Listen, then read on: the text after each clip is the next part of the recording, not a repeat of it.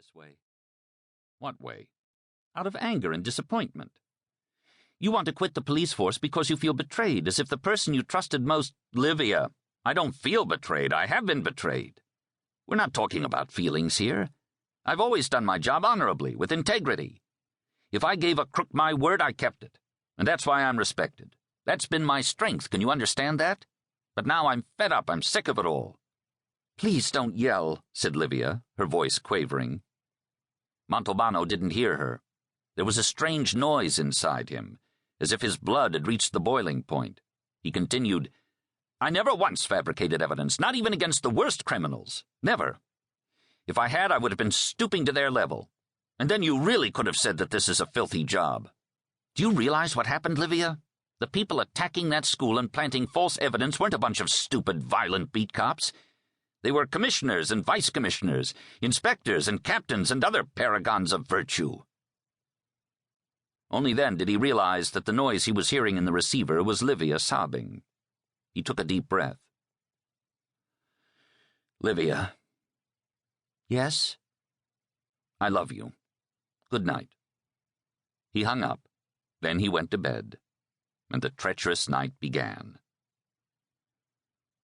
The truth of the matter was that Montalbano's malaise had set in a while back, when the television had first shown the Prime Minister strolling up and down the narrow streets of Genoa, tidying the flower boxes and ordering the inhabitants to remove the underwear hung out to dry on balconies and windowsills, while his Interior Minister was adopting security measures more suited for an imminent civil war than for a meeting of heads of state, setting up wire fences to block access to certain streets, soldering shut the manholes, sealing the country's borders, closing certain railroad stations, establishing boat patrols at sea, and even installing a battery of missiles.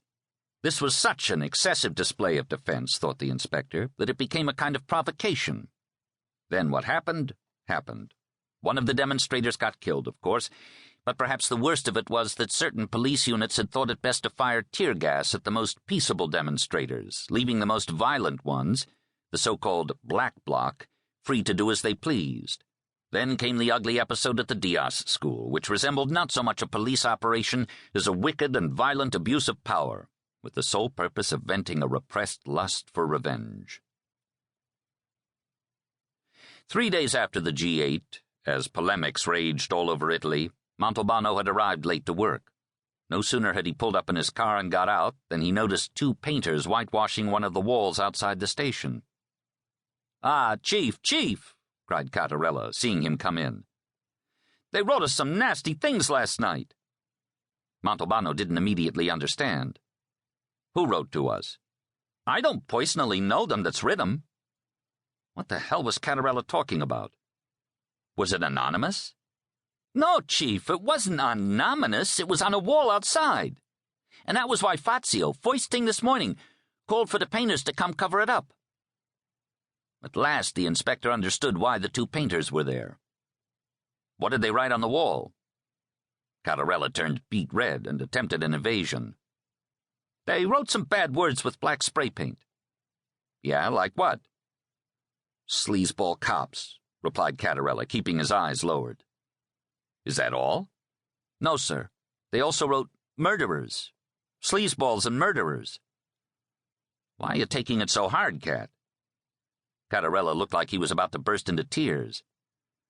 "'Cause nobody in here's no sleazeball or murderer, starting with you, sir, and ending with me, the smallest wheel on the cart."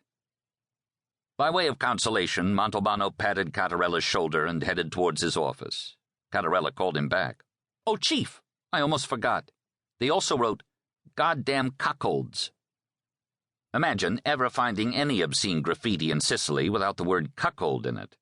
The word was a guarantee of authenticity, a classic expression of so-called Sicilitude. The inspector had just sat down when Mimi Algello came in. He was cool as a cucumber, his face relaxed and serene. "Any news?" he asked. "Did you hear what they wrote on the wall last night?"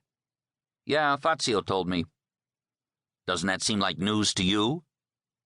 Mimi gave him a befuddled look. "Are you joking or serious?" "I'm serious." "Well then, swear to me on a stack of Bibles. Do you think Livia cheats on you?" This time it was Montalbano who gave Mimi a puzzle.